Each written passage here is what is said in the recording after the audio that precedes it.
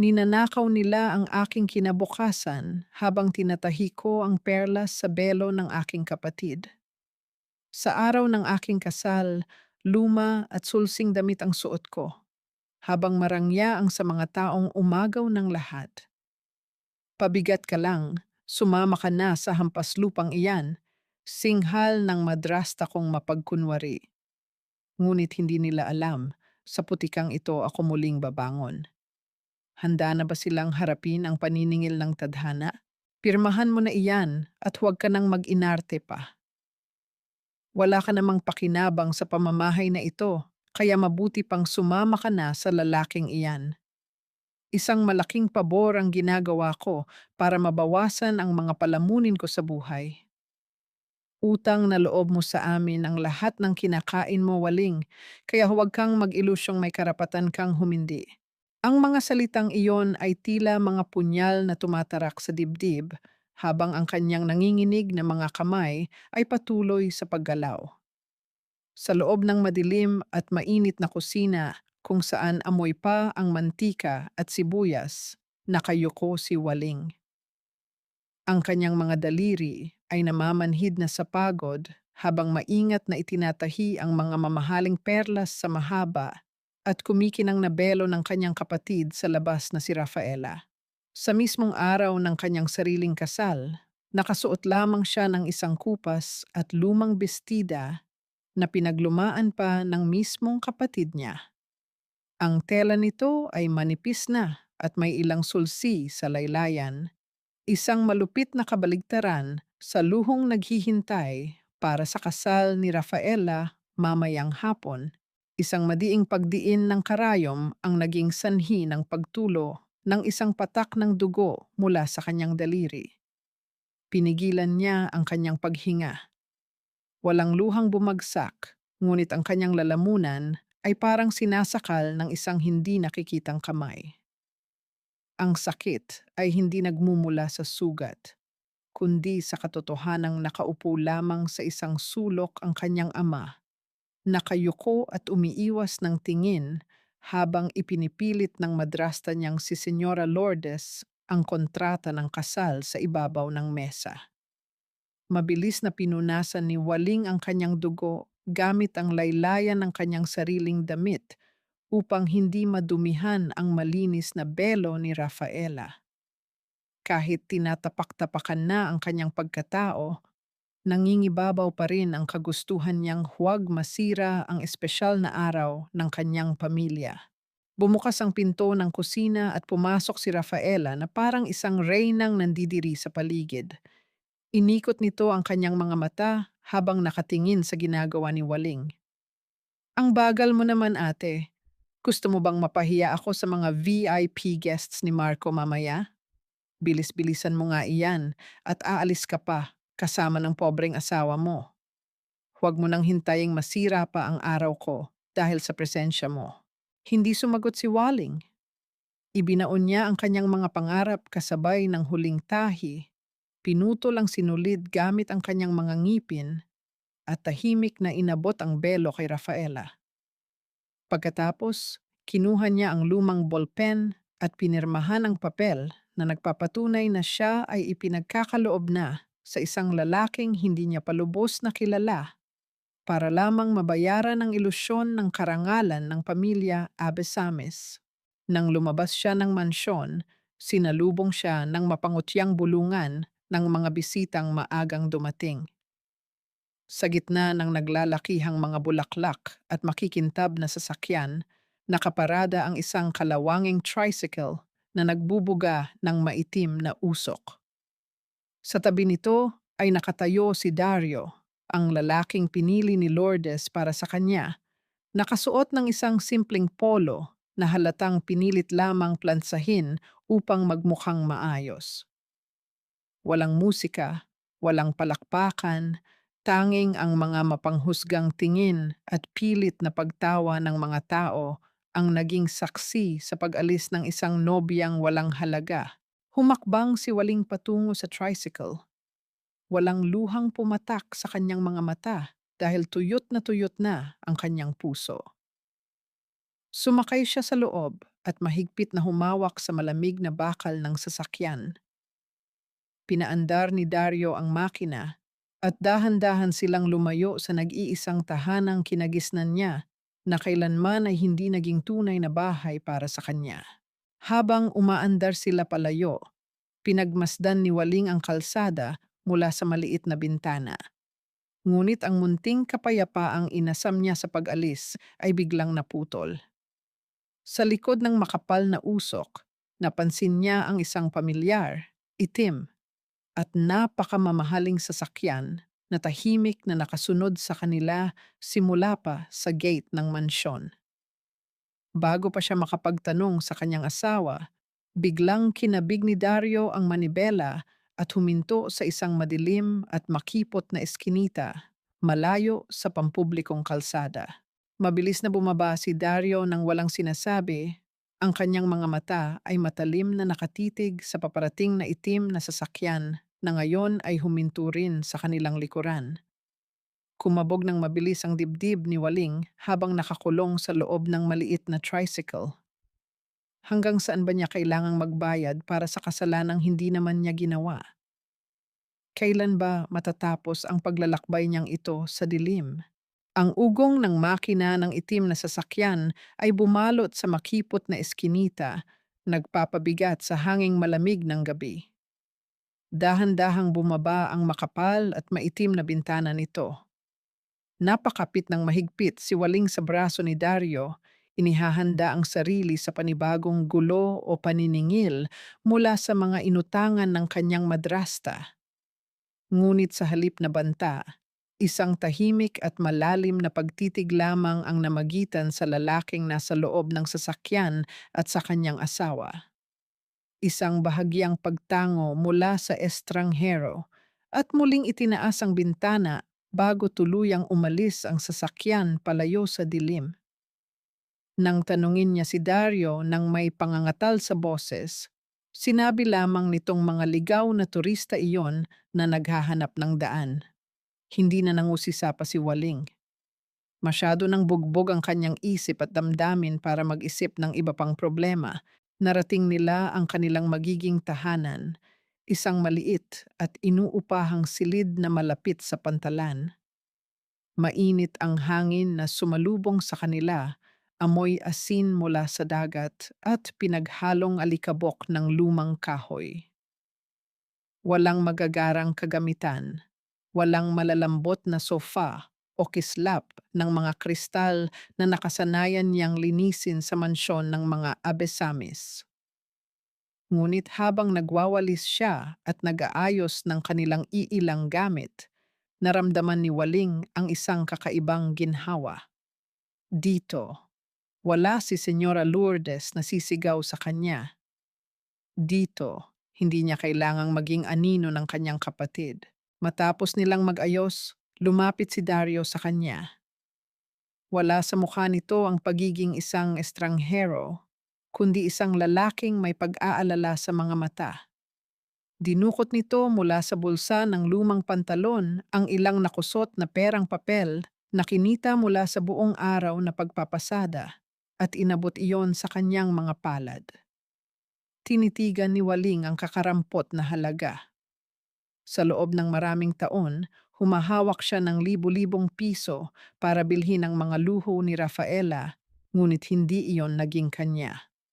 Ngayon, ang mga lukot na 20 at 50 pesos na ito ay ibinigay sa kanya hindi bilang sweldo ng isang alila, kundi bilang tiwala ng isang asawa.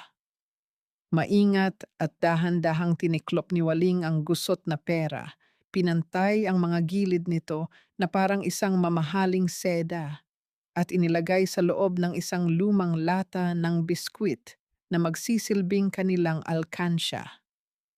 Isang munting ngiti ang sumilay sa kanyang mga labi, isang ngiting matagal nang hindi nasilayan ng mundo.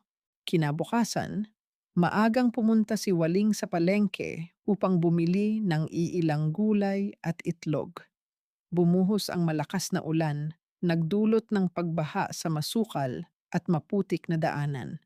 Sa gitna ng kaguluhan ng mga taong nagtatakbuhan upang sumilong, Napansin niya ang isang matandang babae na nahihirapang takpan ang kanyang maliit na tinda ng puto-bumbong at bibingka. Walang pag-aalinlangang nilapitan ni Waling ang matanda at itinapat ang kanyang payong dito. Hinayaang mabasa ang sarili niyang mga balikat, maingatan lamang ang mga tinda at ang lola. Nag-angat ng tingin ang matanda na nagpakilala bilang Aling Betty. Tinitigan nito si Waling mula ulo hanggang paa, isang tingin na tila sinusuri ang kanyang kaluluwa kaysa sa kanyang panlabas na anyo. Sa halip na magalit o mangamba dahil sa pagiging estranghero ni Waling, isang mainit na ngiti ang ibinigay ng matanda. Kumuha ito ng isang mainit na puto-bumbong na nakabalot sa dahon ng saging at inabot sa kanya. Tinanggap ito ni Waling ng may pasasalamat. Ngunit nang dumukot ng barya si Aling Betty mula sa bulsa ng kanyang palda upang magsukli sa ibang mamimili, isang malambot na tela ang nahulog sa putikan. Pinulot ito ni Waling at bahagyang nagtaka. Isa itong panyo, ngunit hindi gawa sa ordinaryong tela. Isa itong napakamamahaling seda, may borda ng gintong sinulid sa gilid, at amoy mahalin. Isang bagay na imposibleng pagmamay-ari ng isang simpleng magtitinda sa gilid ng palengke. Nang ibalik niya ito, mabilis na binawi ni Aling Betty ang panyo at umiwas ng tingin, pabiro na lamang sinabing napulot niya rin lamang iyon. Hindi na nagtanong si Waling, ngunit naiwan ang isang munting katanungan sa kanyang isipan. Hindi nagtagal, dumating si Dario sakay ng kanyang tricycle upang sunduin ang asawa. Nang mapadako ang paningin ng binata sa pwesto ng nagtitinda, nagtama ang mga mata nila ni Aling Betty. Walang salitang namutawi, ngunit may isang palihim at makahulugang tinginan na bumagtas sa pagitan nilang dalawa mula sa malayo. Isang pag-uusap na puno ng pag-iingat at lihim na kasunduan. Mabilis na umiwas ng tingin si Dario nang lumingon sa kanya si Waling. Agad na pinalitan ng isang ordinaryong ngiti ang kanyang seryosong mukha. Pag-uwi nila sa kanilang inuupahang kwarto, napagod ngunit payapa ang puso ni Waling. Ngunit nang buksan niya ang pintuan, natigilan siya. Sa ibabaw ng makinis at malamig na semento, sa mismong ilalim ng siwang ng kanilang pinto, may isang sobreng nakasingit. Kulay krema ito at gawa sa makapal na papel na hindi karaniwang ginagamit sa kanilang lugar. Pinulot ito ni Waling. Nakasulat sa harap ang kanyang buong pangalan, Waling Abesamis Zamora. Nang buklatin niya ito, napansin niya ang tatak ng isang napakalaki at kilalang korporasyon mula sa Makati at isang pamilyar na halimuyak ng mamahaling pabango ang sumama sa pagbukas ng papel. Bago pa man mabuksan ni Waling ang makapal na sobre mula sa nag-ilaw ang screen ng kanyang lumang cellphone. Ang pangalan ng kanyang madrastang si Senyora Lourdes ang nakarehistro. Pinigilan niya ang panginginig ng kanyang mga kamay bago sagutin ang tawag, ngunit hindi pa man siya nakakapagsalita ay bumulwak na ang matatalim na salita mula sa kabilang linya. Pumunta ka rito sa mansyon ngayon din, Waling. May malaking salo-salo para sa mga VIP investors ni Marco mamayang gabi at kulang kami sa tao sa kusina. Huwag kang magdadahilan. Huwag mong kalimutang kami ang nagpakain at nagpaaral sa iyo noong mga panahong wala kayong makain ng walang kwenta mong tatay. Ipakita mo naman na may natitira ka pang utang na loob. Bumagsak ang linya bago pa siya makasagot. Isinantabi ni Waling ang sobre sa ilalim ng kanilang unan at mabilis na nag-ayos. Kahit pilit siyang lumalayo, ang mga kadena ng nakaraan at ang maling paniniwala sa utang na loob ay patuloy na humahatak sa kanya pabalik sa impyerno. Pagdating sa mansyon, agad siyang itinulak sa pinakamainit na bahagi ng kusina.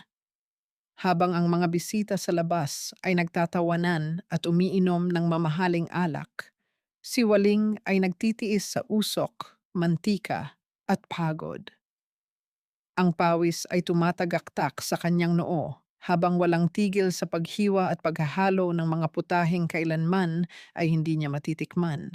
Mula sa nakabukas na pinto ng kusina, pumasok si Rafaela kasama ang dalawang kaibigan nito. Suot ng kanyang kapatid ang isang kumikinang na kwintas na diamante. Umaarte na tila walang nakikitang kapatid na nagpapakahirap sa harap ng mainit na kalan. Sinadya nitong lakasan ang boses upang marinig ni Waling ang bawat salitang may lason. "Oh my God, guys, don't mind her. She's just my half-sister."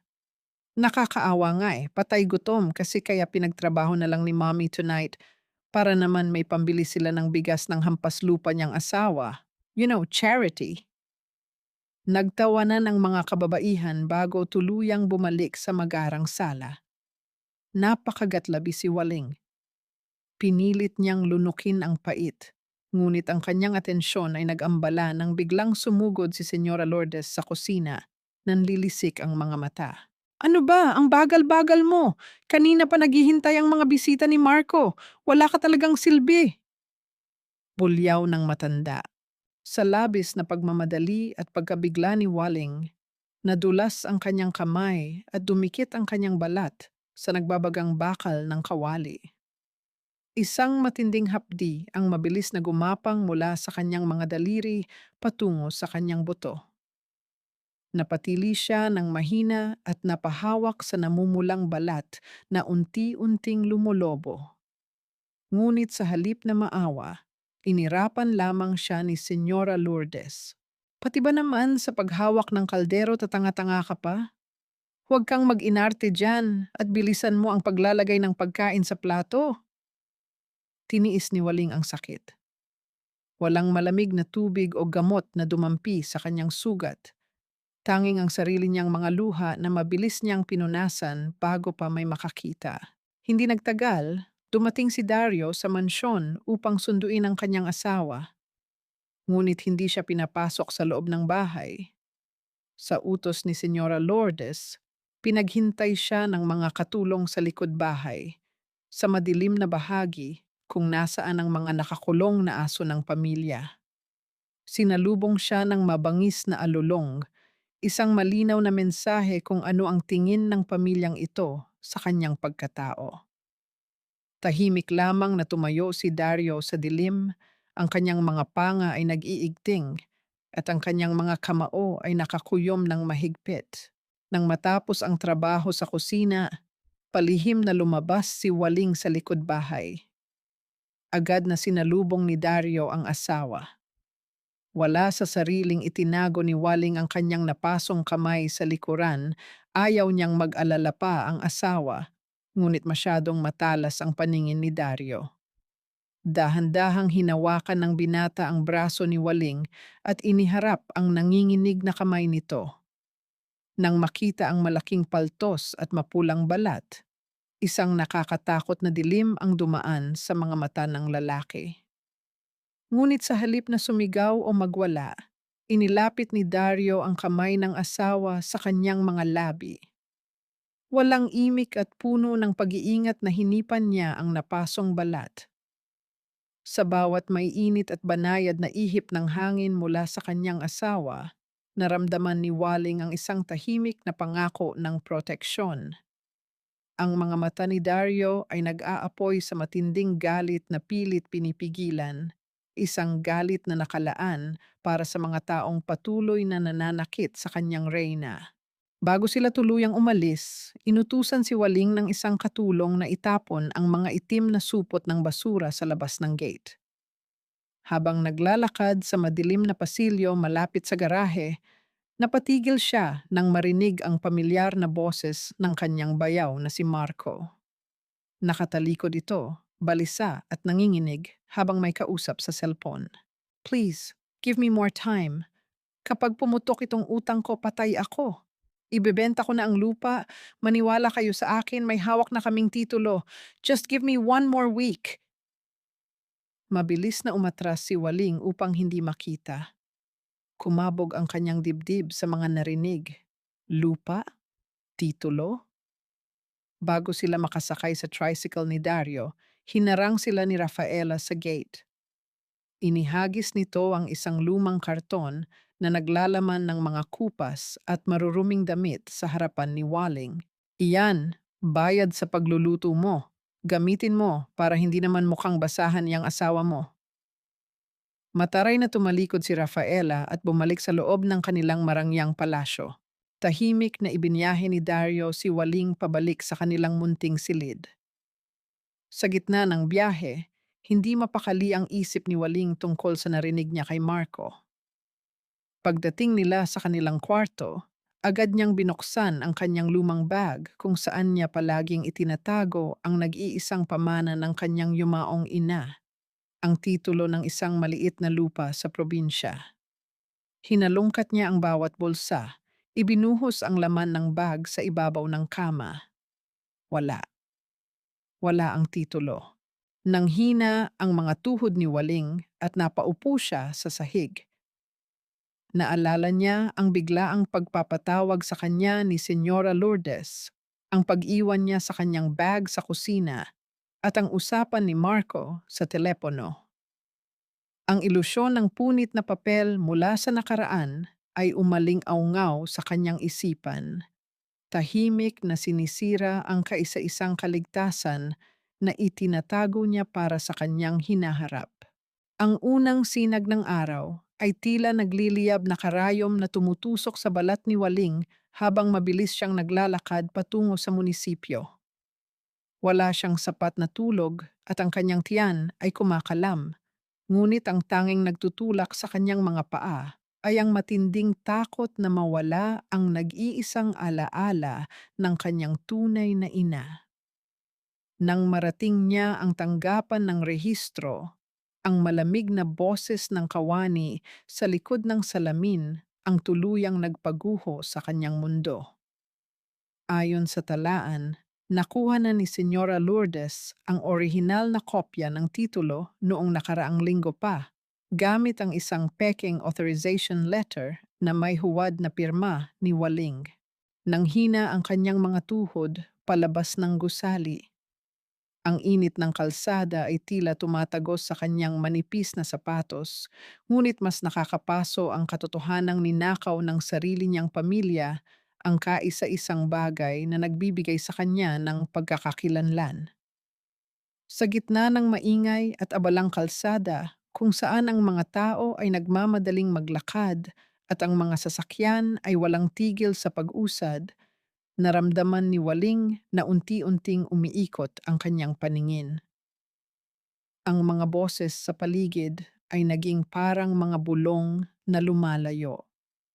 Nawalan ng lakas ang kanyang mga binti at bago pa man niya makita ang paglapit ng lupa, tuluyang nagdilim ang kanyang paningin at bumagsak ang kanyang katawan sa mainit na semento.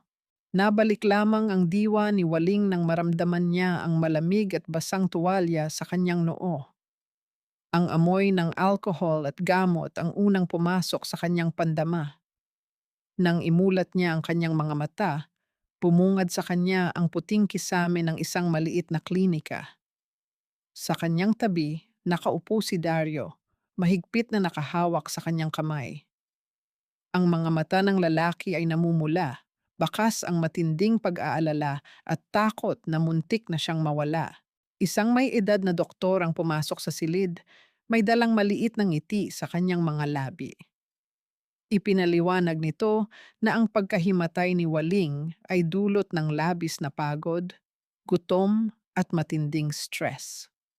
Ngunit ang sumunod na sinabi ng doktor ang nagpatigil sa pag-ikot ng mundo nilang mag-asawa. Si Waling ay nagdadalang tao. 2 buwan na ang bata sa kanyang sinapupunan. Isang nakakabinging katahimikan ang namayani sa loob ng maliit na kwarto.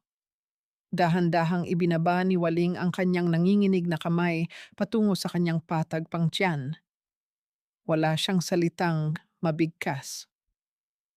Ang matinding takot at kawalan ng pag-asa kanina ay tila hinugasan ng isang sagrado at nag-uumapaw na kaligayahan.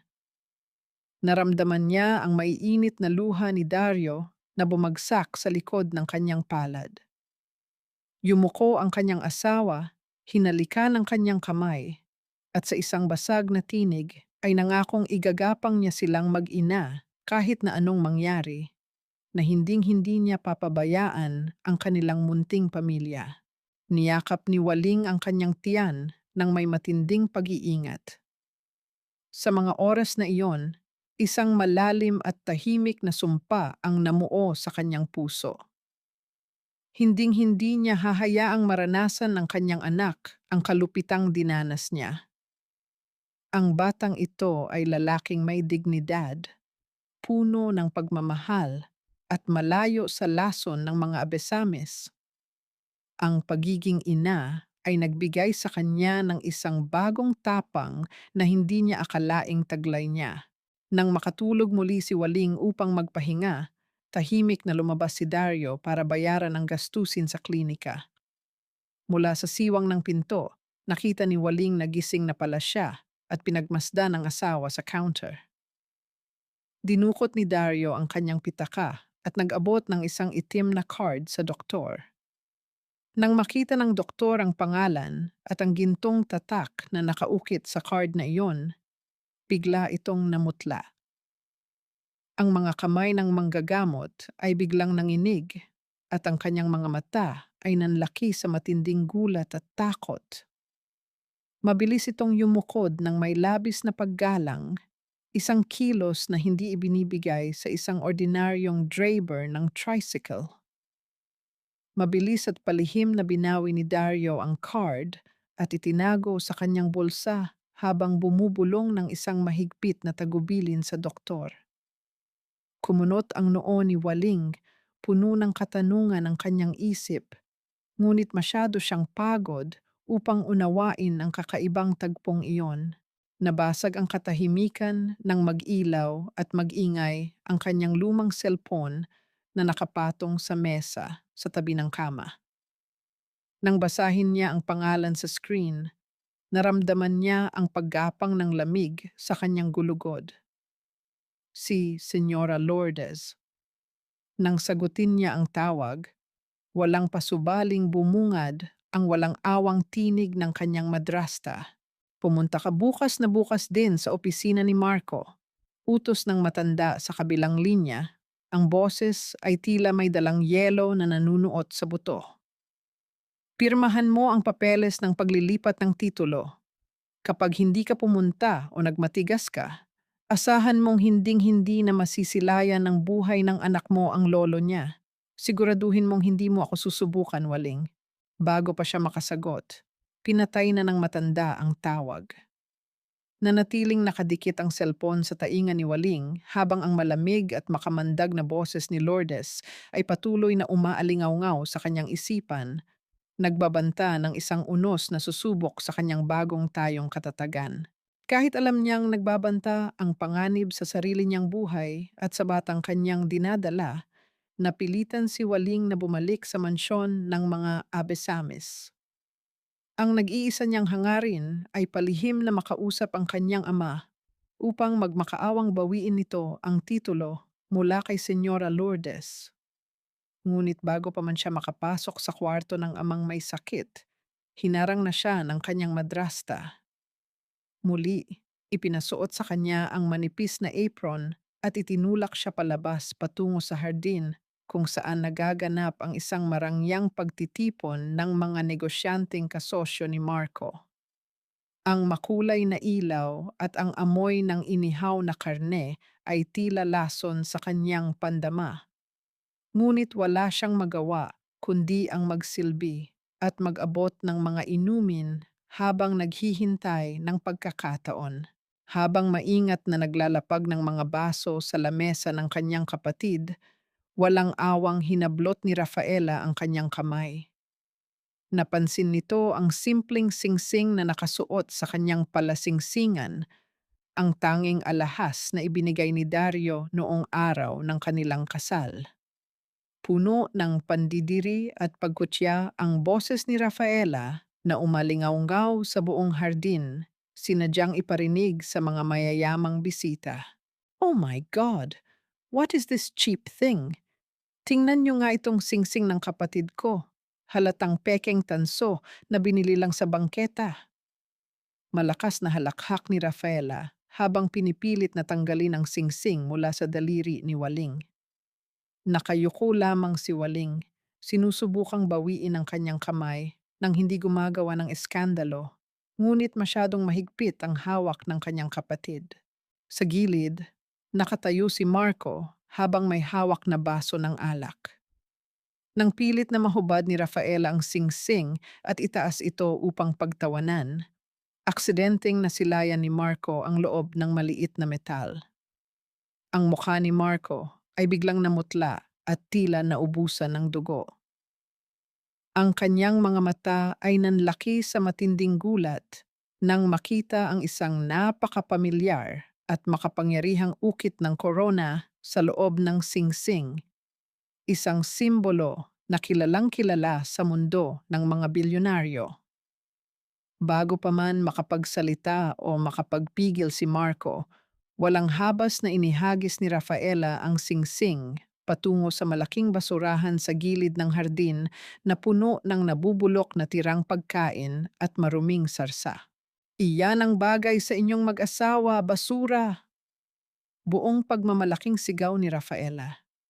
Sa hindi kalayuan, nakatayo si Senyora Lourdes, tahimik na nakangiti at lubos na nagagalak sa panghihiya na natatanggap ng kanyang anak-anakan. Gumuho ang mundo ni Waling. Wala na siyang pakialam sa mga nakatinging bisita o sa kanyang maruming damit. Dahan-dahan siyang napaluhod sa harapan ng basurahan, inilubog ang kanyang mga kamay sa malagkit at mabahong tirang pagkain. Ang kanyang mga luha ay nag-uunahang bumagsak at humalo sa dumi habang pilit niyang kinakapa ang maliit na piraso ng metal na simbolo ng nag-iisang pagmamahal na meron siya. Ang matinding awa sa sarili ay unti-unting napalitan ng isang malamig at matigas na paggising. Habang nakaluhod siya sa harap ng mga taong nagtatawanan, napagtanto niyang hindi na siya pwedeng maging mahina. Mayroon na siyang anak na kailangang protektahan at ang gabing ito ang huling pagkakataon na yuyuko siya sa pamilyang ito. Nang makapa ng kanyang mga daliri ang malamig na singsing, agad niya itong inilabas. Hindi niya inalintana ang mantika at dumi na nakabalot dito. Sa halip, mahigpit niya itong hinawakan, idinikit sa kanyang dibdib, at banayad na hinalikan ang maduming metal dahil ito lamang ang patunay ng pag-ibig sa kanya ni Dario. Mula sa madilim na bahagi sa labas ng mataas na gate ng mansyon, nakita ng dalawang mata ni Dario ang lahat ng nangyari. Ang kanyang mga panga ay matigas na matigas at ang kanyang mga kamao ay nakakuyom ng napakahigpit hanggang sa bumaon ang kanyang mga kuko sa sariling palad. Ang mainit na dugo ay tahimik na tumulo mula sa kanyang mga kamay, ngunit hindi niya alintana ang sakit. Mas nakakapaso ang galit na naglalagablab sa kanyang dibdib habang pinapanood ang kanyang asawa na naghahalongkat ng basura para lamang sa kanya. Nang magsimulang magsiuwian ang mga bisita at palayasin na siya ni Senyora Lourdes, lumabas si Waling sa gate, yakap-yakap ang sarili sa gitna ng malamig na simoy ng hangin. Agad siyang sinalubong ni Dario. Kinuha ng lalaki ang isang malinis na panyo mula sa kanyang bulsa at maingat na pinunasan ang mga marurumi at nanginginig na kamay ng kanyang asawa. Tinitigan ni Dario ang mga mata ni Waling at sa isang napakalamig at nakakatakot na boses na kailanman ay hindi pa narinig ni Waling, bumulong ito. Sapat na, Waling, hinding-hindi na nila gagawin ito sa iyo, pangako. Kinabukasan, ang tahimik na umaga sa kanilang munting inuupahang kwarto ay binasag ng tinig ng tagapagbalita mula sa lumang radyo sa ibabaw ng mesa. Gumising si Waling at napatayo nang marinig ang ulat na yumanig sa buong industriya. Ang malaking kumpanya ni Marco Villarreal ay kasalukuyang iniimbestigahan sa isang malawakang iskandalo ng panloloko at ang lahat ng kanilang bank accounts ay biglaang ini-freeze ng hindi nakikitang puwersa sa merkado. Sa loob ng naglalakihang pader ng mansyon ng mga Abesamis, ang dating halakhak ng kayabangan ay napalitan ng nakakabinging sigawan. Halos mabaliw si Rafaela habang inihahagis ang mga mamahaling florera sa sahig, hindi matanggap ang balitang ubos na ang kanilang yaman at hahatakin na ng bangko ang kanilang mga sasakyan. Pawis na pawis si Marco. Nanginginig ang mga kamay habang pilit na kinokontak ang mga kaibigang negosyante na ngayon ay nagbingi-bingihan na sa kanyang paghingi ng tulong. Bukang bibig nito ang isang pangalan, isang misteryosong Don Zamora na walang awang bumili ng lahat ng kanyang utang at ari-arian sa loob lamang ng isang gabi. Walang matakbuhan ang mag-asawa at sa gitna ng desperasyon, iisang solusyon na lamang ang nakita ni Senyora Lourdes upang isalba ang kanilang pamumuhay at karangalan. Ang lupang ipinamana ng ina ni Waling. Hindi nag-aksaya ng panahon ang matanda. Bago pa man lumubog ang araw, walang awang sinipa at binuksan ng sapilitan ng mga bayarang tauhan ni Lourdes ang munting pinto ng inuupahang kwarto ni Waling. Nagulat si Waling sa biglaang panghihimasok.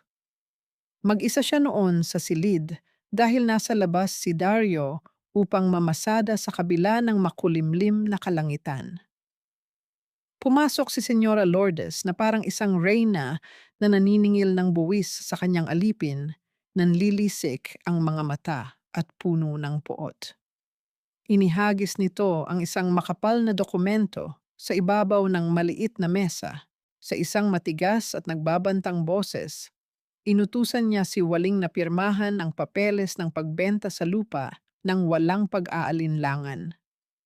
Gagamitin daw nila ang pera para sagipin si Marco sa pagkakakulong at upang mapanatili ang dangal ng pamilya.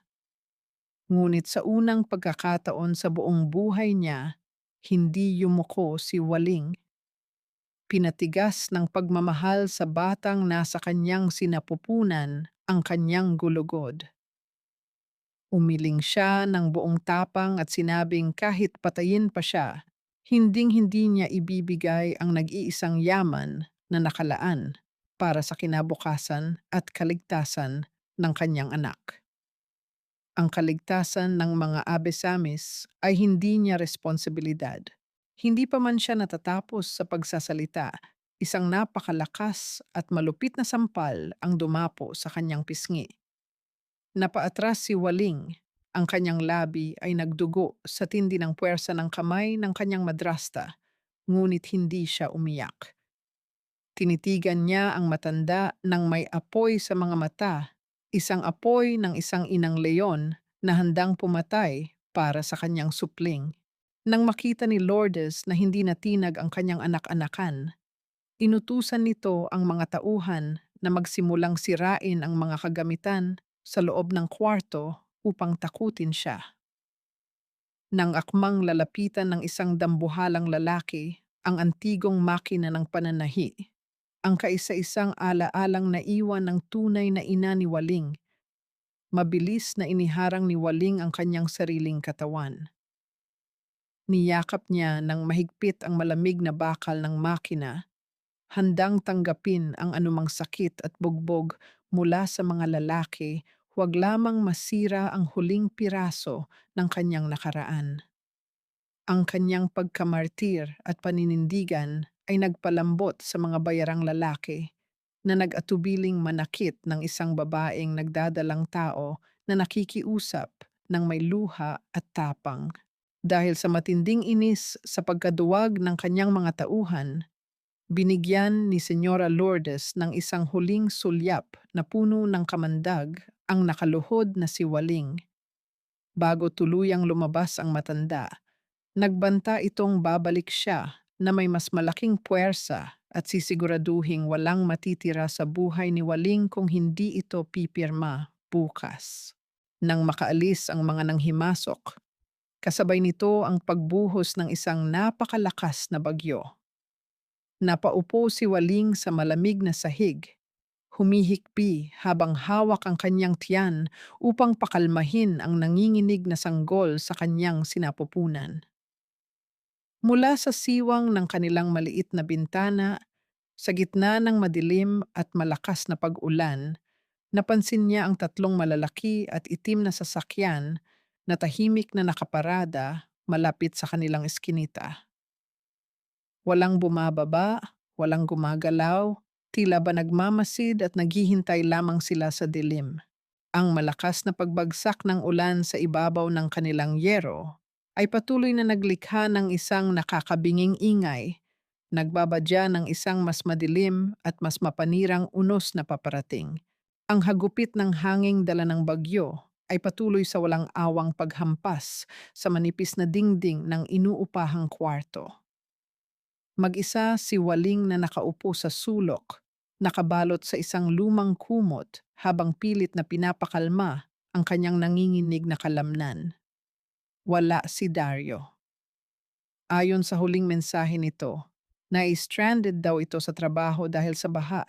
Ngunit sa kalagitnaan ng matinding pangamba, hindi maiwasan ng isip ni Waling na magtanong. Nasaan ang kanyang asawa sa pinakamadilim at pinakamapanganib na oras ng kanyang buhay? Bakit tila palagi itong nawawala kapag may malaking unos na paparating?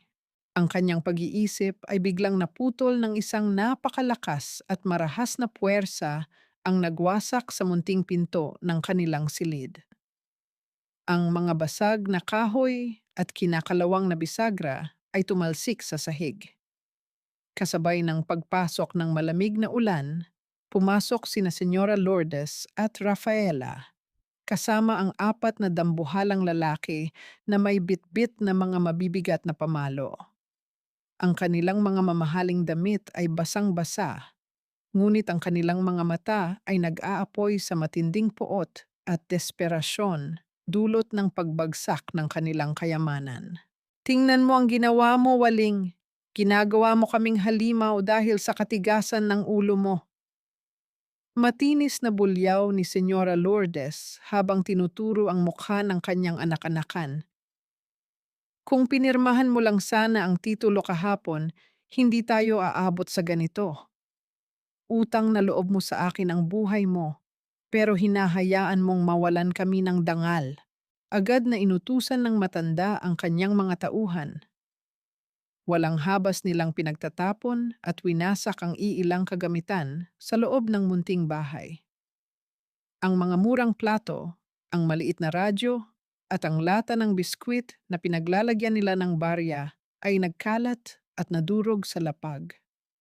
Napaatras si Waling, umiiyak at nagmamakaawa. Niyakap niya ng mahigpit ang kanyang sinapupunan, ibinaba ang kanyang sarili sa pagmamakaawa. Huwag lamang saktan ng mga ito ang kanyang dinadala. Ngunit walang puwang ang awa sa puso ni Rafaela. Sa pag-ikot ng paningin ng kanyang kapatid, dumapo ang mata nito sa lumang makina ng pananahi na maingat na nakatakip ng malinis na tela sa isang gilid. Isang malupit at malademonyong ngiti ang sumilay sa labi ni Rafaela. Alam nitong iyon ang nag-iisang pamana ng tunay na ina ni Waling, ang kaisa-isang bagay na itinuturing nitong yaman. Ayan, basagin niyo iyan, utos ni Rafaela sa mga tauhan. Ang tinig ay puno ng pang-aalipusta. Turuan niyo ng leksyon ang babaeng iyan para malaman niya kung saan siya nakalugar. You deserve this, Waling. Basura ka lang talaga. Nanlaki ang mga mata ni Waling. Nakalimutan niya ang takot at mabilis na gumapang patungo sa makina upang idangkal ang kanyang katawan, ngunit bago pa man siya makalapit, hinawakan siya ng mahigpit ng dalawang lalaki at inilayo. Sa harap mismo ng kanyang nanlalabong paningin, itinaas ng isang tauhan ang isang mabigat na bakal at buong lakas na inihampas sa antigong makina. Ang tunog ng pagkabiyak ng lumang kahoy at pagbaluktot ng bakal ay umaling-aungaw sa buong silid, kasabay ng isang napakalakas at nakakapasong palahaw mula sa lalamunan ni Waling. Napaluhod siya, sumisigaw sa matinding sakit na tila hinihiwa ng buhay ang kanyang puso. Sa bawat paghampas ng mga lalaki sa makina, kasabay na nadudurog ang bawat natitirang hibla ng paggalang at pagmamahal niya sa pamilyang Abesamis. Wala ng utang na loob, wala ng pag-asa para sa kanila. Pighati at kawalan ng hangganang pagkasira ang tanging naiwan. Nang matapos ang paninira, nagkalat sa sahig ang mga sirang gulong, basag na kahoy, at nakakalat na mga karayom at sinulid. Dahan-dahang gumapang si Waling sa sahig, hindi inaalintana ang mga mapanuyang tawa ni na Rafaela at Lourdes. Nanginginig ang kanyang kamay nang pulutin niya ang isang naputol at baluktot na karayom ng makina mula sa mga guho. Ikinuyom niya ito ng napakahigpit sa kanyang palad hanggang sa tumusok ang matalim na dulo nito sa kanyang balat. Ang mainit na dugo ay tahimik na tumulo mula sa kanyang kamay, ngunit hindi niya idinilat ang kanyang mga daliri. Ang pisikal na sakit na ito ay walang-wala kumpara sa pagkawasak ng kanyang kaluluwa. Habang malakas na tumatawa ang mag-ina at naghahanda na sanang kaladkarin si Waling upang sa pilitang papirmahin, biglang nangyari ang hindi inaasahan. Namatay ang lahat ng ilaw sa buong eskinita. Isang nakakabinging katahimikan ang panandaliang bumalot sa paligid bago ito unti-unting napalitan ng isang napakalakas at sabay-sabay na ugong ng naglalakihang makina ng mga sasakyan na yumanig sa basang kalsada sa labas. Napatigil sina Lourdes at Rafaela, ang kanilang mga tawa ay napalitan ng labis na pagtataka at kaba. Mula sa maliit at basag na bintana ng silid, isang sunod-sunod at nakakabulag na puting liwanag mula sa mga headlights ng napakaraming sasakyan ang tumagos sa dilim, nag-ilaw sa buong kwarto na parang naging umaga. Kasabay nito, isang malakas at ritmikong paghampas ng hangin mula sa itaas ang yumanig sa kanilang yerong bubong, naghuhudyat ng isang helicopter na umiikot ng napakababa sa ibabaw ng kanilang eskinita. Nanigas sa takot ang mga tauhan ni Lourdes habang nakatitig sa nakakabulag na liwanag na iyon. Ang nakakabulag na liwanag mula sa labas ay tila humiwa sa mismong kaluluwa ng gabi. Mula sa putikan at baha ng makipot na eskinita, dahan-dahang bumukas ang mga pinto ng 10 magagarang sasakyan na nagkakahalaga ng milyon-milyong piso. Sunod-sunod na bumaba ang napakaraming kalalakihan na pawang nakasuot ng itim na formal na kasuotan, may dalang malalaki at itim na payong, at walang alinlangang pinalibutan ng buong paligid. Ang mga bayarang tauhan ni Senyora Lourdes ay agad na nanginig at nabitawan ang kanilang mga pamalo nang makita ang mga armas na nakasukpit sa baywang ng mga bagong dating. Sa loob ng nawasak na kwarto, napakapit ng mahigpit si Rafaela sa braso ng kanyang ina.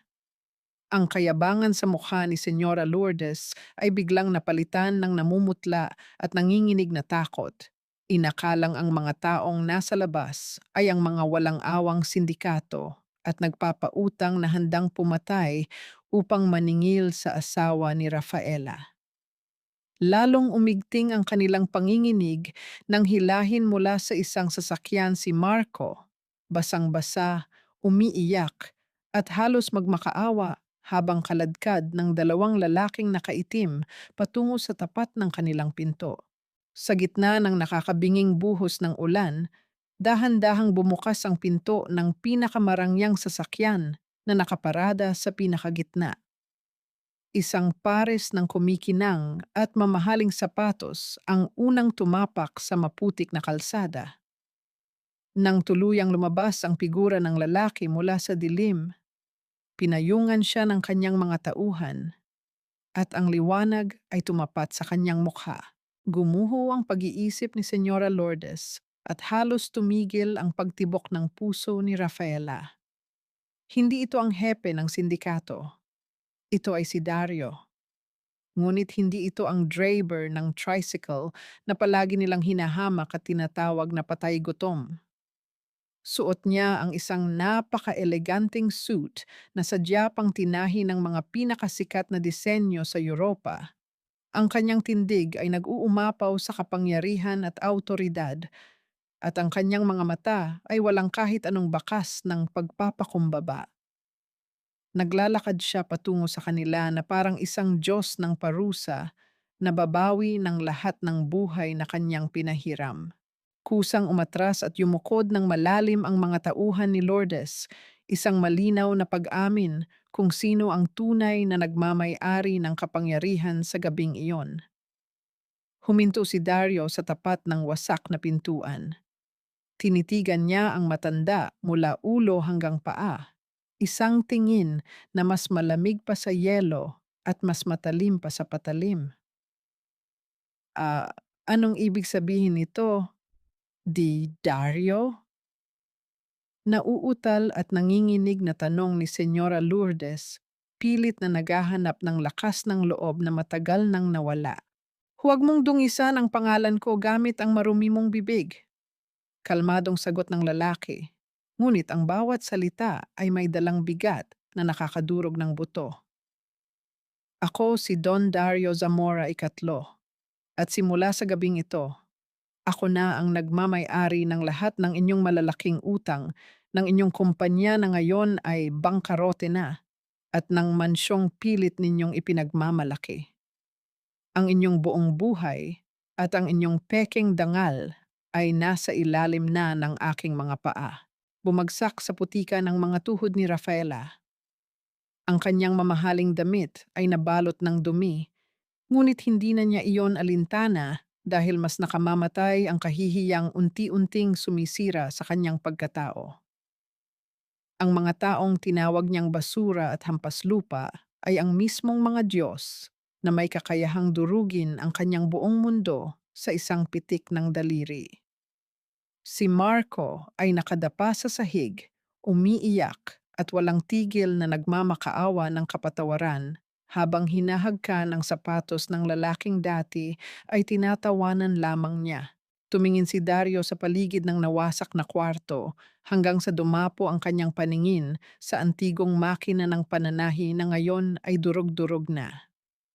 Sa isang sulyap na iyon, isang nakakatakot na dilim ang dumaan sa kanyang mga mata.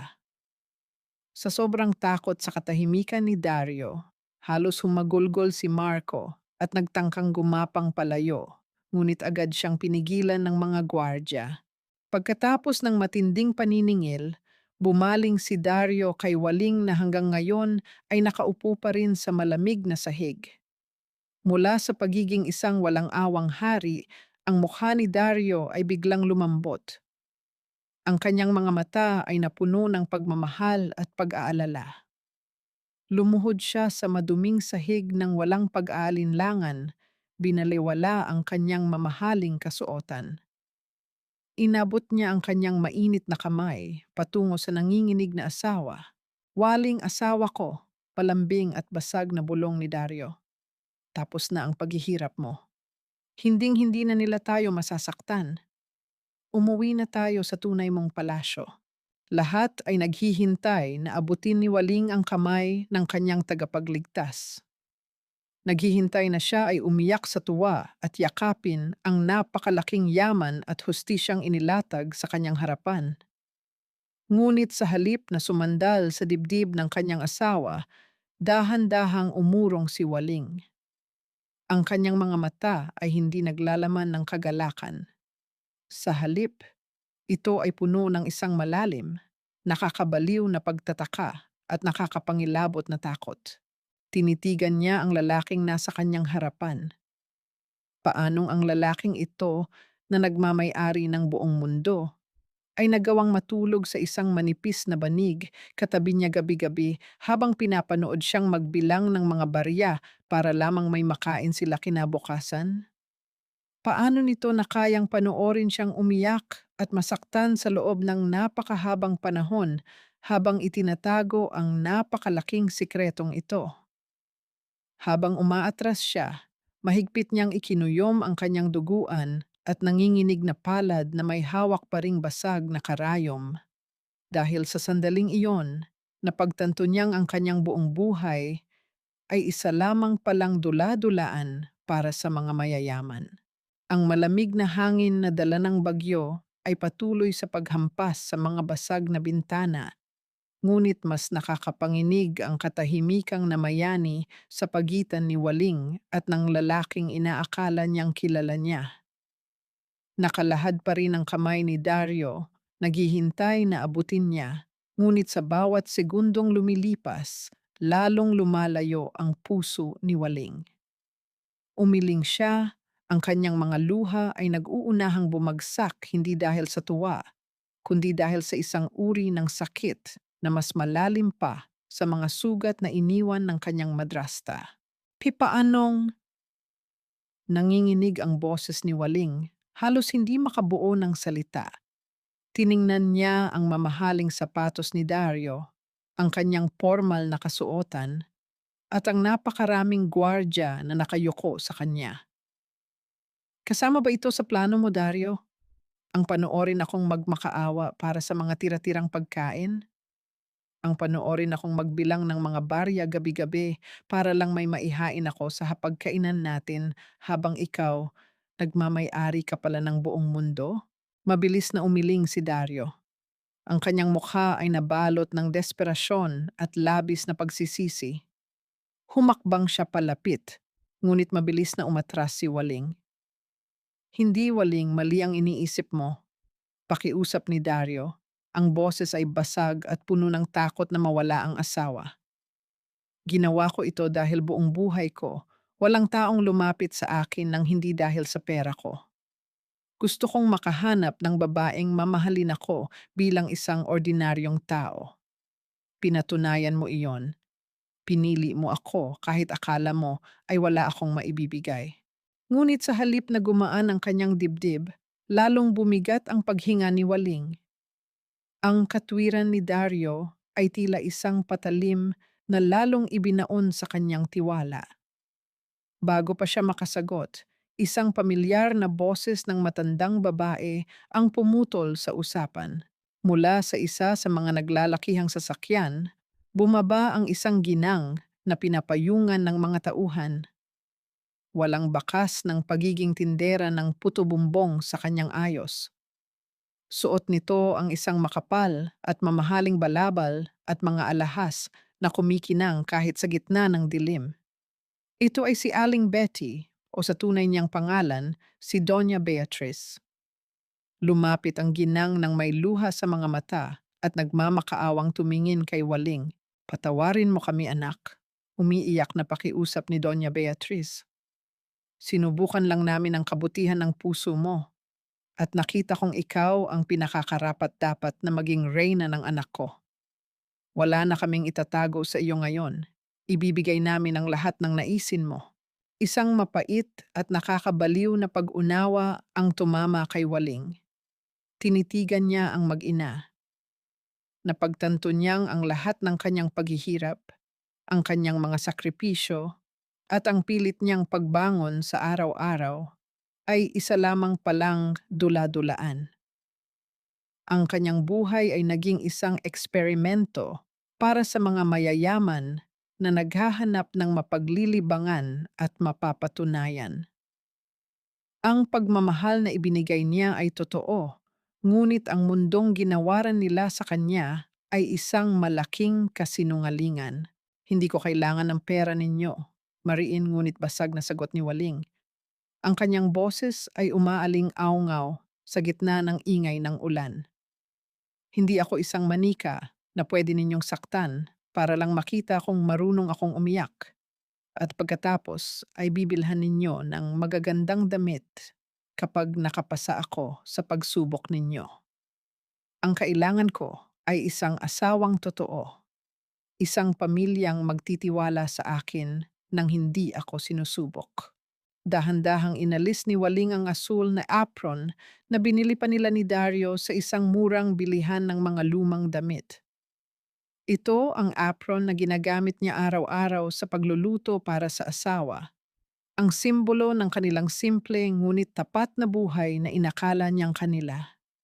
Maingat niya itong tiniklop sa kabila ng dumi at marahang inilapag sa ibabaw ng wasak na makina ng kanyang ina.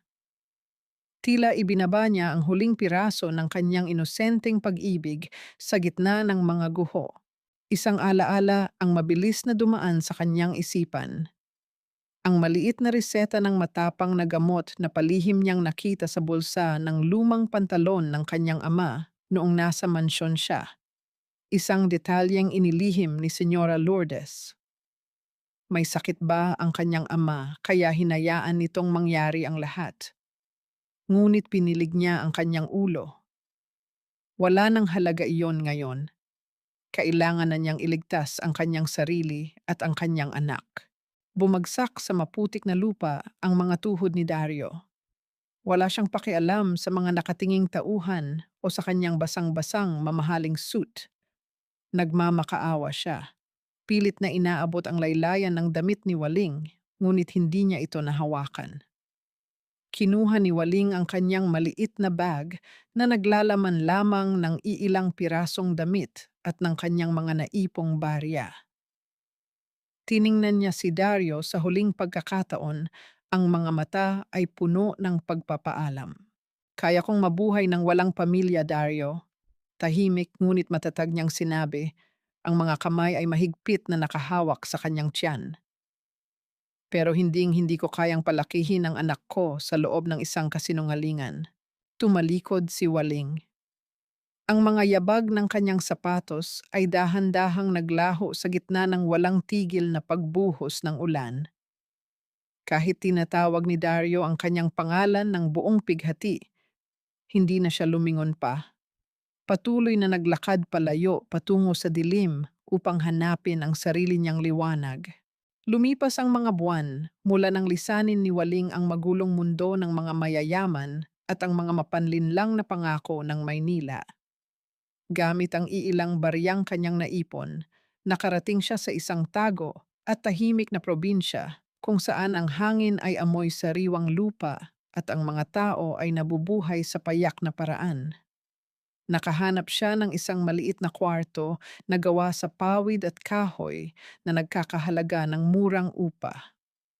Walang kuryente sa kanyang unang mga linggo at nakahiga lamang siya sa isang manipis na banig, ngunit gabi-gabi siyang nakakatulog ng mahimbing. Dito, malayo sa lason ng mga Abesamis at sa kasinungalingan ng mga Zamora, nahanap niya ang kapayapaang matagal na niyang ninanais. Upang maitaguyod ang sarili at ang batang nasa kanyang sinapupunan, bumili siya ng mga murang retaso mula sa kalapit na palengke. Wala man ang antigong makina ng kanyang ina, ginamit niya ang sariling mga kamay at inubos ang kanyang oras sa pananahi. Araw at gabi, tahimik siyang gumagawa ng mga basahan at maliliit na damit ng sanggol upang maibenta. Ang bawat tusok ng karayom sa kanyang mga daliri ay hindi na nagdadala ng pighati o pakiramdam ng pagiging alipin, kundi ng purong pag-asa at kalayaan.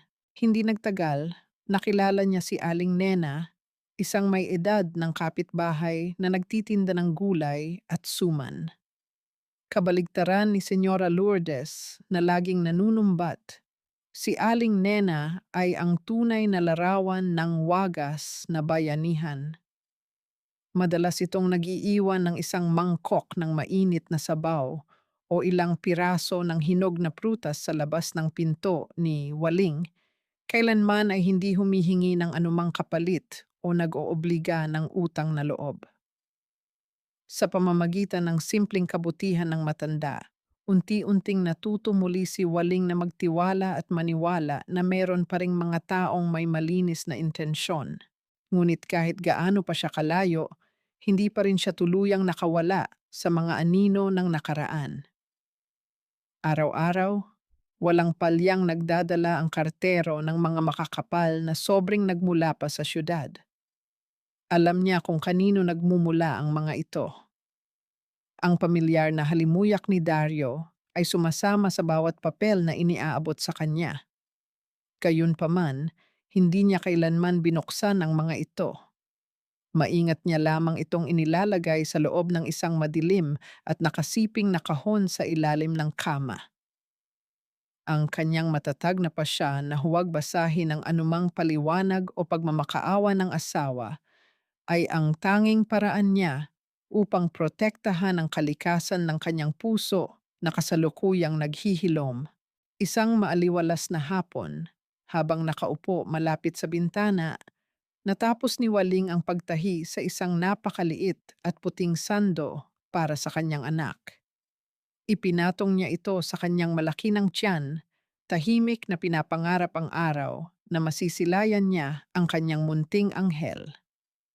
Sa sandaling idinikit niya ang malambot na tela sa kanyang balat. Isang banayad ngunit malinaw na paggalaw mula sa kanyang sinapupunan ang kanyang naramdaman. Ang unang sipa ng kanyang sanggol. Tila tumigil ang pag-ikot ng mundo. Isang tunay at kumikinang na ngiti ang sumilay sa mga labi ni Waling, at ang mga luha ng dalisay na kagalakan ay malayang pumatak sa kanyang pisngi. Narito ang buong mundo niya, isang mundong walang kasinungalingan at gawa sa purong pag-ibig. Sa kabila ng munting kaligayahan, may isang maliit na katanungang bumabagabag sa kanyang isipan nitong mga nakaraang araw.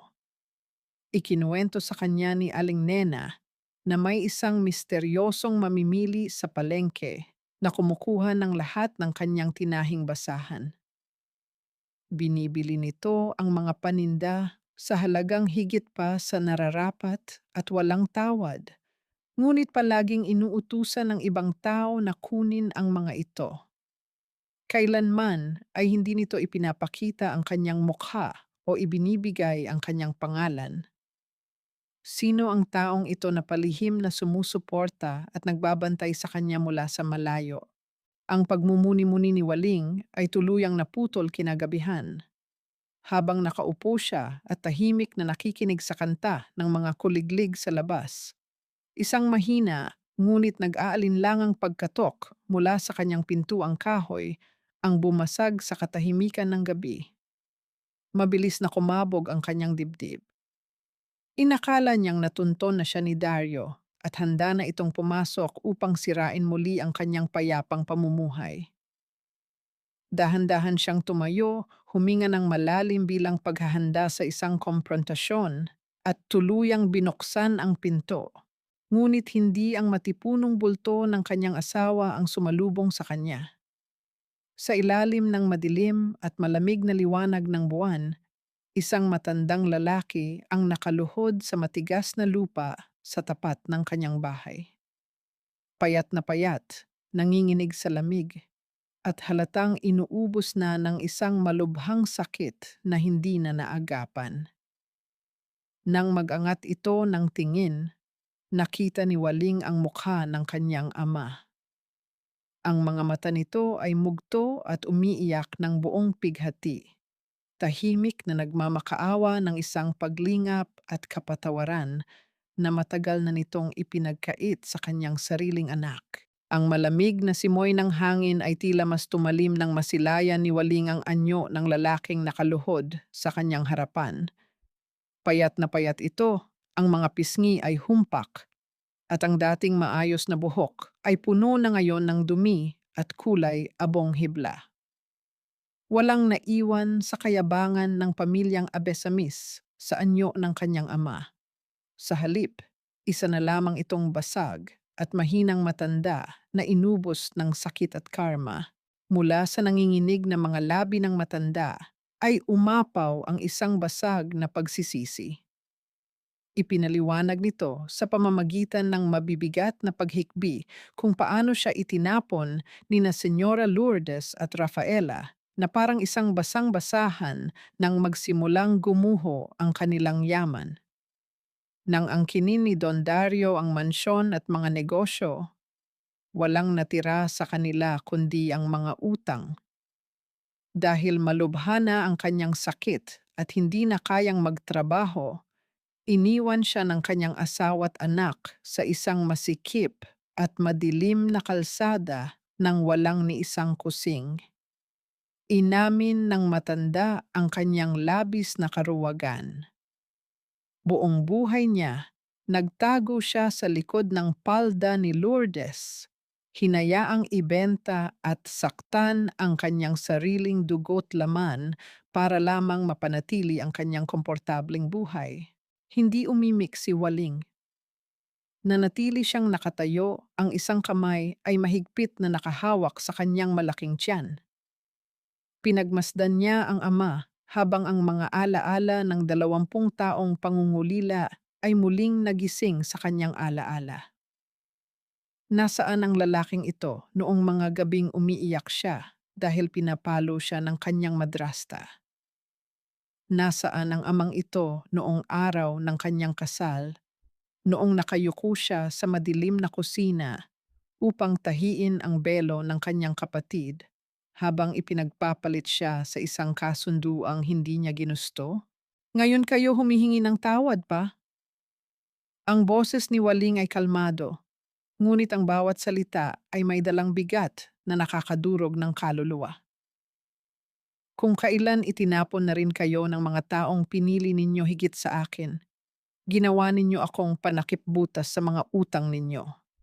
Ginamit ninyo ang salitang utang na loob para iparamdam sa akin na isa akong pabigat na kailangang magbayad gamit ang sariling buhay. Lumaki akong iniisip na hindi ako kamahal-mahal dahil ang sarili kong ama ay hindi ako kayang ipaglaban. Yumuko ang matanda. Ibinao ng mukha sa maruruming palad habang patuloy sa pag-agos ang mga luha ng lubos na pagsisisi. Wala itong naisagot dahil bawat salitang binitawan ni Waling ay ang purong katotohanan. Pagkatapos ibuhos ang matagal ng kinikimkim na pighati, dahan-dahang tumalikod si Waling at pumasok sa loob ng kanyang maliit na bahay. Ang kanyang ama ay nanatiling nakaluhod sa labas, inakalang tuluyan na siyang pinagsarhan ng pinto. Ngunit matapos ang ilang minuto, bumalik si Waling. May dala siyang isang saro ng mainit na kape at iilang nakatuping perang papel na nagmula sa mga naibenta niyang basahan at damit ng sanggol. Inabot niya ang kape at ang pera sa kanyang ama, ngunit nanatili ang kanyang mga paa sa loob ng hamba ng pinto. Hindi niya inanyayahang pumasok ang matanda sa loob ng kanyang ligtas na tahanan. Isa itong malinaw na hangganan na hindi na maaaring baguhin kailanman. Pinapatawad ko na kayo pa. Malumanay ngunit matatag na wika ni Waling, ang kanyang mga mata ay nagpapakita ng isang kapayapaan na walang sino man ang makakapagnakaw. Hindi dahil may utang na loob ako sa inyo o dahil obligasyon ko kayong sagipin, kundi dahil ayaw kong lumaki ang anak ko na may bitbit na galit sa kanyang puso. Ito na ang huling tulong na maibibigay ko para sa mga gamot ninyo. Pagkatapos nito, malaya na tayo sa isa't isa. Hindi ko na kayo anak at hindi nyo na ako obligasyon. Malaya na ako. Habang nanginginig na inaabot ng matanda ang pera at ang saro ng kape, hindi nakaligtas sa matalas na paningin ni Waling ang isang maliit na detalye. Mula sa butas at maruming bulsa ng polo ng kanyang ama, may isang makapal at itim na card na may gintong ukit na nakausli. Isa itong napakamamahaling calling card na kilalang kilala niya. Ang tatak ng Zamora Group. Kumunot ang noo ni Waling, isang malamig na kaba ang biglang gumapang sa kanyang batok. Paano nagkaroon ng ganoong card ang isang naghihirap at itinapong matanda? Ininom ng kanyang ama ang mainit na kape, pilit na pinapakalma ang nanginginig na katawan. Bago ito tuluyang tumalikod upang lumisan sa dilim at lisanin ang buhay ni Waling ng permanente, nag-iwan ito ng mga salitang nagpahinto sa pag-ikot ng mundo ng kanyang anak. Hindi ko alam kung paano ka hahanapin sa probinsyang ito, anak. Basag na pag-amin ng matanda, puno ng luha ang mga mata habang nakatingin sa kawalan. Bumalik ako sa Maynila at nagmakaawa kay Dario na tulungan akong matunton ka para makahingi ako ng tawad bago man lang ako mamatay. Huminga ng malalim ang matanda, tila may isang mabigat na katotohanang ibubunyag. Pinahanap kita kay Dario Waling, at nang malaman niyang hinahanap kita, ipinag-utos niya sa lahat ng tauhan niya na hanapin ang lugar mo. Ngunit ang hindi mo alam, binitawan niya ang buong kumpanya. Ibinigay niya ang lahat ng yaman at kapangyarihan niya sa kanyang kapatid para lang maging isang ordinaryong tao at mahanap ka ng buong laya ng walang nakaharang na kasinungalingan. Tuluyang naglakad palayo ang kanyang ama. Tinahak ang madilim at tahimik na kalsada hanggang sa lamunin ng gabi ang figura nito. Naiwan si Waling na nakatayo sa pintuan, nanginginig ang mga kamay habang nakahawak sa kanyang dibdib. Ang pangalan ni Dario ay tila isang malakas na alon na muling yumanig at sumira sa mga pader na pilit niyang itinayo sa paligid ng kanyang puso. Isang maaliwalas na umaga ang sumalubong kay Waling habang tahimik niyang tinatahi ang mga huling piraso ng damit na kanyang ibebenta. Ang kapayapaan ng araw ay dahan-dahang nabasag nang dumating si Aling Nena, bitbit ang isang balitang mabilis na kumalat mula sa mga biyaherong nagmula pa sa Maynila. Umupo ang matanda sa tapat ni Waling, ang mga mata ay puno ng pagkamangha at halong awa habang isinasalaysay ang kinahinatnan ng pamilyang minsan ay naging sentro ng mundo ng dalaga. Ayon sa mga balita at kwento-kwento, si Marco ay tuluyan ng nabubulok sa isang masikip at madilim na selda dahil sa patung-patong na kaso ng estafa at panloloko sa mga mamumuhunan. Samantala, matapos samsamin ng bangko ang lahat ng kanilang ari-arian at palayasin sa mansyon, sina Senyora Lourdes at Rafaela ay walang ibang naging pagpipilian kundi ang tumira sa isang tagpi-tagping barong-barong na gawa sa bulok na kahoy at kinakalawang na yero sa ilalim ng tulay. Ang pinakamasaklap na sinapit nila ay nangyari ilang araw pa lamang ang nakakalipas. Si Rafaela, na dating reyna ng mga mararangyang salo-salo at palaging nakasuot ng mga diamante, ay nahuling nagnanakaw ng iilang piraso ng kamatis at repolyo sa isang maingay na palengke. Dahil sa galit ng mga tindera, pinahiya siya sa harap ng maraming tao. Ang kanyang mukha na dating puno ng mamahaling kolorete ay isinubsob sa maputik na kalsada habang pinagtatawanan at inaalipusta ng mga nagdaraan. Wala ang kanyang ina na si Lourdes upang ipagtanggol siya dahil maging ito ay nakaratay na lamang sa kanilang barong-barong, mahina at walang kakayahang bumangon dahil sa gutom. Tahimik lamang na nakinig si Waling sa bawat salitang lumalabas sa bibig ni Aling Nena. Walang ngiti ng tagumpay na sumilay sa kanyang mga labi. Walang kagalakan o pagdiriwang sa kanyang puso nang marinig ang pagbagsak ng mga taong nagpahirap sa kanya. Sa halip na matinding katuwaan, isang malamig at malalim na awa ang bumalot sa kanyang pagkatao. Awa sa mga taong inubos ang kanilang buong buhay sa pagpapanggap lamang upang mauwi sa kawalan ng dangal. Ngunit kahit nakaramdam siya ng awa, walang ni isang hibla sa kanyang isipan ang nag-isip na bumalik at sagipin sila. Pinili na ng mga ito ang kanilang landas at sapat na ang malupit na paniningil ng tadhana. Ang karma ay nagbigay ng sarili nitong hatol at hindi na bahagi si Waling ng kwentong iyon. Nang magpaalam na si Aling Nena, tumayo si Waling at lumapit sa isang lumang baul na kahoy sa sulok ng kanyang kwarto. Binuksan niya ito at dahan-dahang kinuha ang isang kupas na litrato mula sa ilalim ng mga lumang damit. Sa litrato, makikita ang dalawang batang babae. Ang isa ay nakasuot ng magandang bestida habang ang isa ay nakangiti kahit simpleng damit lamang ang suot. Sila ni Rafaela noong mga musmos pa sila. Matagal na tinitigan ni Waling ang mukha ng kanyang kapatid. Ipinikit niya ang kanyang mga mata, huminga ng malalim, at tuluyang kinalimutan ang lahat ng pait. Maingat niyang inilagay ang litrato sa pinakasulok at pinakailalim ng baul, ibinabaon ang nakaraan kung saan ito nararapat. Sa paglipas ng araw, habang pinagmamasdan ang paglubog ng araw mula sa kanyang bintana, hindi mawala sa kanyang isipan ang isang napakalaking katanungan. Nasaan na si Dario? Kung totoo ang sinabi ng kanyang ama na tinalikuran nito ang buong imperyo ng mga Zamora upang hanapin siya ng walang anumang kasinungalingan o yaman, bakit hanggang ngayon ay hindi pa rin ito dumarating?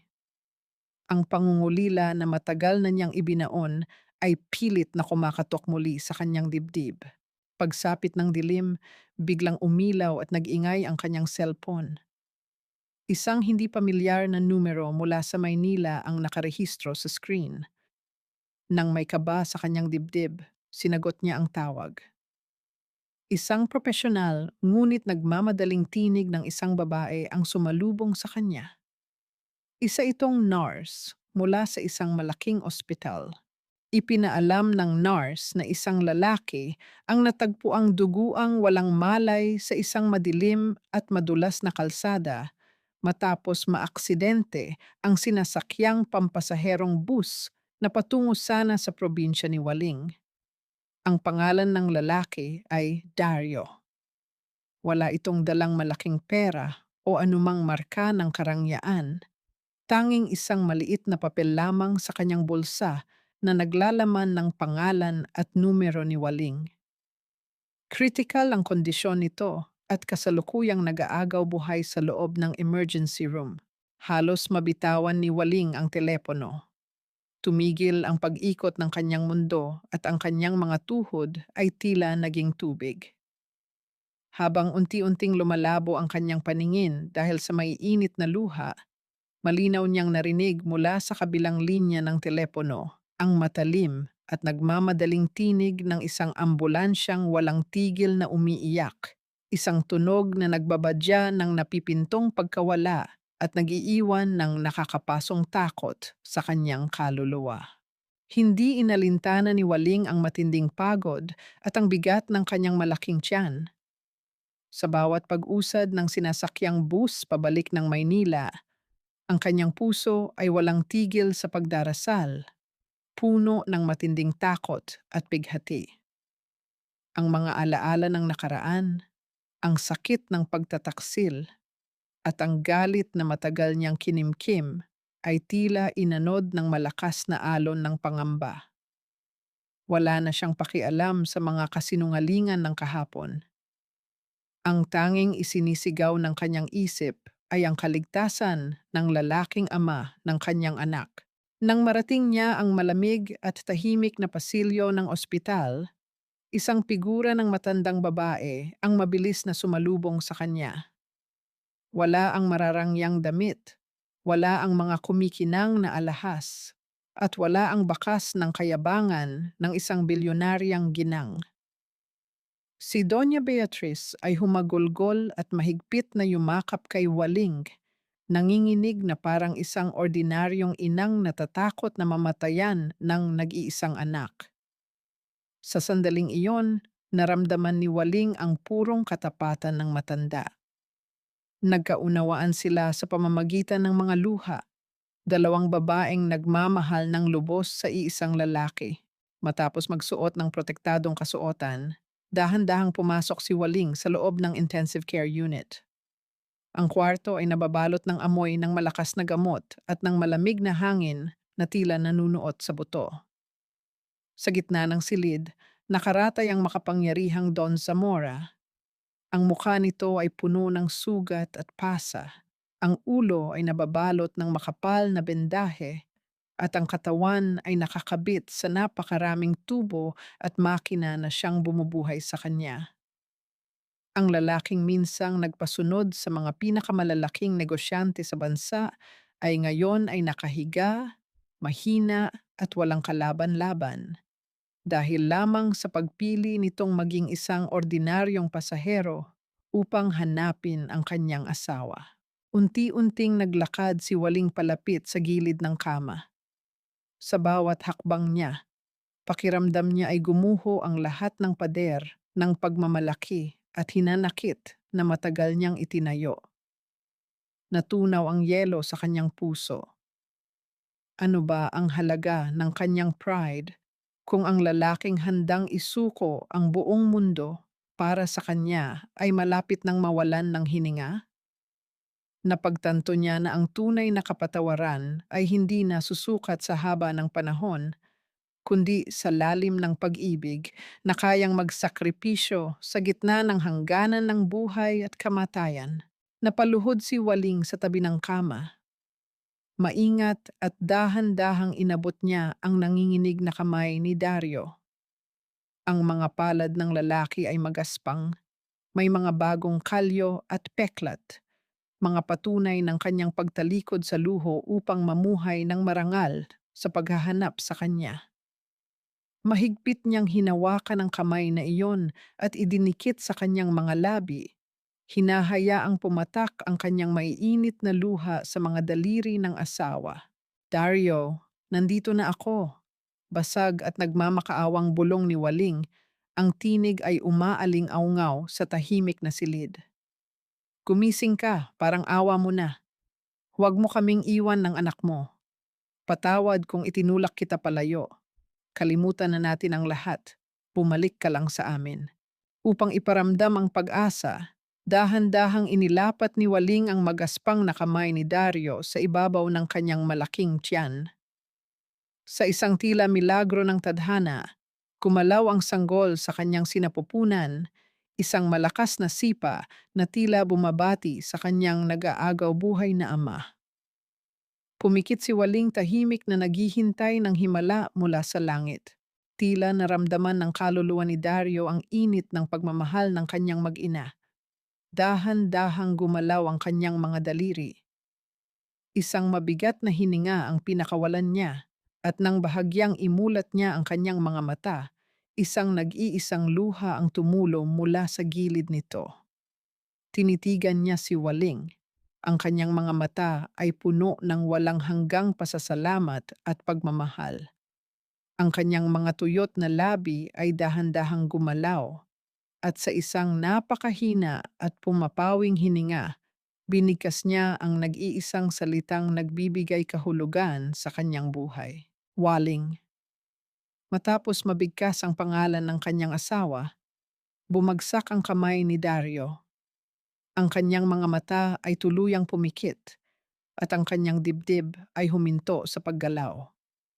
Kasunod nito, isang mahaba, diretso at matinis na iyak mula sa makinang nagbabantay sa kanyang puso ang walang awang bumasag sa katahimikan ng kwarto. Isang tunog na naghudyat ng pagkawala at tila nagpatigil sa pag-ikot ng buong mundo. Isang buong taon ang tahimik na dumaan simula noong gabing tila huminto ang mundo sa loob ng malamig na kwarto ng ospital. Ang mga luha ng kahapon ay natuyo na at napalitan ng isang matatag na pundasyon.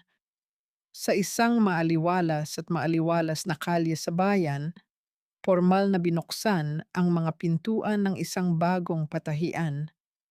Ang pangalan nito ay nakaukit sa isang magandang karatula na gawa sa kahoy, Bahay Waling-Waling. Hindi lamang ito isang ordinaryong gawaan ng damit. Isa itong ligtas na kanlungan na sadyang itinayo para sa mga inabandona at inaabusong kababaihan na nais bumangon at matutong tumayo sa sarili nilang mga paa. Wala na ang Waling na laging nakayuko at natatakot sa sariling anino. Habang naglalakad siya sa gitna ng mga makukulay na tela at mga makina ng pananahi, ang kanyang tindig ay tuwid at puno ng kumpiyansa. Nakasuot siya ng isang simple ngunit napaka-eleganteng bestida na ginamitan niya ng kanyang sariling disenyo at pawis. Ang kanyang mga mata ay naglalaman ng isang uri ng kagandahan na nagmumula sa malalim na paghihilom, Isang babaeng nadurog ng pino, ngunit piniling buuin ang sarili ng mas matibay kaysa dati. Sa isang maaliwalas na sulok ng patahian na nilatagan ng malambot na alpombra, nakaupo ang isang malusog at masiglang sanggol na babae na pinangalanang Luz, ang liwanag na nag-ahon kay waling mula sa madilim niyang nakaraan. Ang masasayang halakhak ng bata ay tila musika sa pandaman ng lahat. Sa tabi ng bata ay nakaupo si Doña Beatriz. Wala na ang mga formal na kasuotan at kumikinang na alahas ng matanda. Isa na lamang siyang simpleng lola na nagpapakain ng prutas sa kanyang apo, masaya at kontento sa tahimik na buhay na malayo sa mapanlinlang na mundo ng mataas na lipunan. Isang bagong babae ang pumasok sa patahian. Nakayuko ito, nanginginig, at may mga sariwang pasa sa braso, halatang tumatakbo mula sa isang malupit na asawa. Agad na nilapitan ni Waling ang babae ng may ngiti ng pag-unawa. Inakay niya ito, patungo sa isang bakanteng makina. Sa halip na kaawaan ito ng labis, binigyan niya ito ng karayom at sinulid. Dahan-dahang hinawakan ni Waling ang nanginginig na mga kamay ng babae, itinuro kung paano maingat na ipapasok ang sinulid sa napakaliit na butas ng karayom. Nang magtagumpay ang babae, isang matamis at mapagpalayang ngiti ang ibinigay ni Waling. Sa isang malumanay, ngunit matatag na tinig, sinabi niya sa babae na walang ibang magliligtas sa kanila kundi ang kanilang mga sarili at sila ang tanging may hawak ng karayom na magtatahi sa sarili nilang kapalaran. Kahit umaapaw sa tagumpay at kapayapaan ang araw na iyon, may isang anino ng pangungulila ang paminsan-minsan ay dumadaan sa mga mata ni Waling sa tuwing tumitingin siya sa bakanting upuan malapit sa bintana. Ang tagumpay na ito ay buo, ngunit sa pinakasulok ng kanyang dibdib, may isang tao siyang hinahanap. Nakaligtas ba si Dario sa gabing iyon? Bakit wala siya sa pinakamahalagang araw ng katuparan ng mga pangarap ni Waling? Habang inaayos ni Waling ang mga bagong tahi na damit sa estante, ang tahimik na hapon ay biglang ginising ng isang masayang tunog mula sa maliit na kampanilya sa itaas ng kanilang pintuang salamin. Isang hudyat na may bagong bisitang pumasok. Paglingon ni Waling, tila tumigil sa pagtibok ang kanyang puso at nawala ang lahat ng ingay sa kanyang paligid. Isang lalaki ang nakatayo sa hamba ng pinto. Nakasuot ito ng isang napakasimpleng puting t-shirt at maong na pantalon. Ang kanyang pagtayo ay hindi pantay at may kaunting pilay, tanda ng isang matinding aksidente na naiwan sa kanyang katawan. Ngunit ang kanyang mga mata ay kumikinang sa luha ng matinding kagalakan. Wala siyang dalang bulaklak o anumang mamahaling regalo. Sa halip, sa kanyang magaspang na kamay, ay mahigpit niyang hawak ang isang luma at gasgas na helmet ng tricycle, ang mismong helmet na ginamit niya noong una niyang isakay ang kanyang reyna. Ang oras ay tila huminto sa loob ng bahay waling-waling. Binitawan ni Waling ang hawak niyang tela at ang kanyang mga paa ay kusang humakbang patungo sa lalaking nakatayo sa pintuan. Ang bawat paghakbang ni Dario palapit sa kanya ay may kasamang bahagyang pag-ika, isang tahimik na patunay ng mabangis na laban niya kay kamatayan. Ngunit ang kanyang ngiti ay kasing liwanag ng sikat ng araw. Buhay ako, Waling. Basag at nanginginig na tinig ni Dario habang inaabot ang kamay ng kanyang asawa. Matagal akong nakipaglaban sa dilim, pero ang pangako kong babalikan ko kayo ang naging tanging liwanag ko. Ipinaliwanag ni Dario na matapos siyang makalabas sa ospital at dumaan sa mahabang panahon ng pagpapagaling, tuluyan na niyang isinuko ang lahat ng kanyang karapatan sa Zamora Group. Ibinigay niya ang korona at ang buong imperyo sa kanyang nakababatang kapatid. Ngayon, isa na lamang siyang ordinaryong driver na nagde-deliver ng mga parsela. Wala ng mga nakasunod na gwardya, wala ng mga palasyo. Tanging ang sarili lamang niya at ang kanyang tapat na pag-ibig ang dala niya ngayon. Nilingon ni Dario ang munting bata na naglalaro sa ibabaw ng malambot na alpombra. Dahan-dahan siyang lumuhod sa harap ni Luz. Ang kanyang mga mata ay nag-uunahan sa pagluha. Nang iabot niya ang kanyang mga magaspang na kamay, kusa namang sumama ang bata at yumakap sa kanyang leeg. Napahagulgol si Dario habang karga-karga ang kanyang anak sa unang pagkakataon, ramdam ang init ng isang pamilyang muntik na niyang mawala.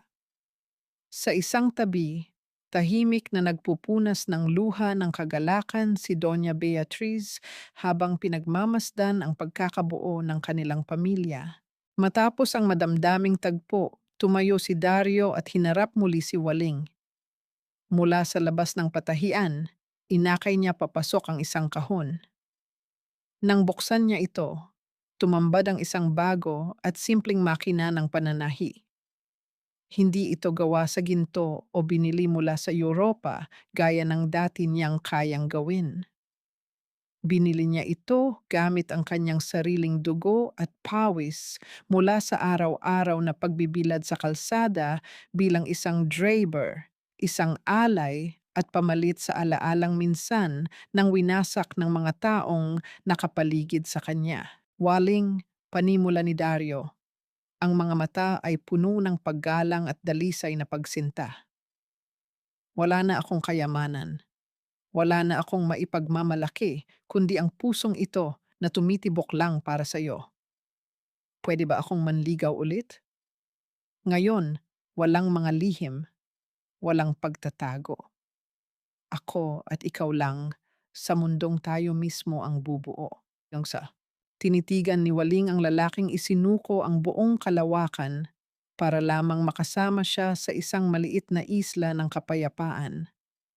Ang lahat ng pader, ang lahat ng takot, at ang huling patak ng pag-aalinlangan sa kanyang puso ay tuluyang naglaho. Tumango si Waling isang pag-oo na nagmumula sa pinakamalalim na bahagi ng kanyang kaluluwa. Walang pag-aalinlangang hinapit ni Dario si Waling at ikinulong sa isang mahigpit at mainit na yakap. Napapikit si Waling nang maramdaman niya ang pamilyar na init at kaligtasan sa mga bisig ng kanyang asawa. Pakiramdam niya ay nakauwi na siya sa tunay niyang tahanan.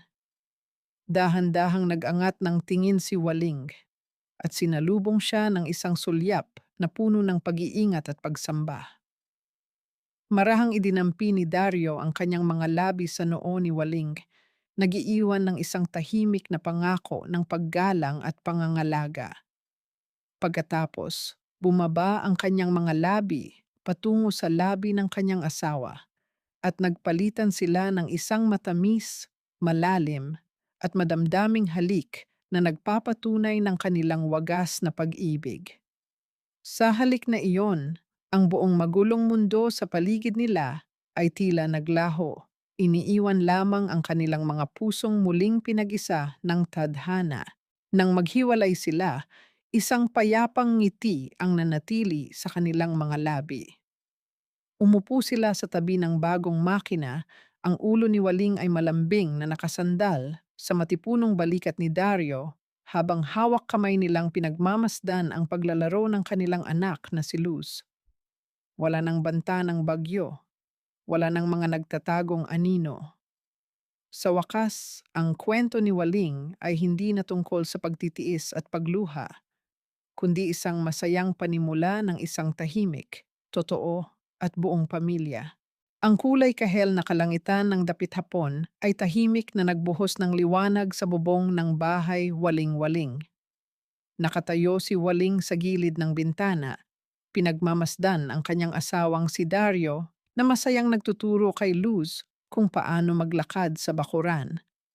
Sa sandaling ito, ang malalim na tanong sa kanyang kaluluwa ay tuluyan ng nasagot.